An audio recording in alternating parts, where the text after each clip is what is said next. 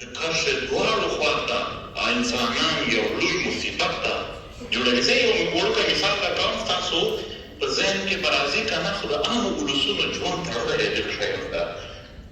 ته د خوست سبزي میوه وزیرستان ته راځي، دا په 80 روپیو 50 روپۍ کالدار لیټر کېږي، خو هغه په بند کې دي.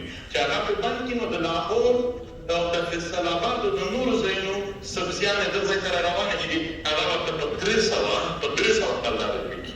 نو یو خوا خو د هغې خوا پښتون تجارت بند شو، بل خوا د دې خوا پښتون چې کوم د هغه یوه لویه ګرانۍ سره مخ شو چې بیا د غربت له لاسه سره مسافرۍ ته، سوالونو ته، ګردې ته سي. د دې لپاره چې دا د لرو برخو منځ کې کوم ډیټونه دي په ډیورنډ لاین، په دې باندې یو ظلم، یو جبر چې کوم لګېدی، هر وخت بند، تجارتونه بند، اثرات یې څومره لوی ودي.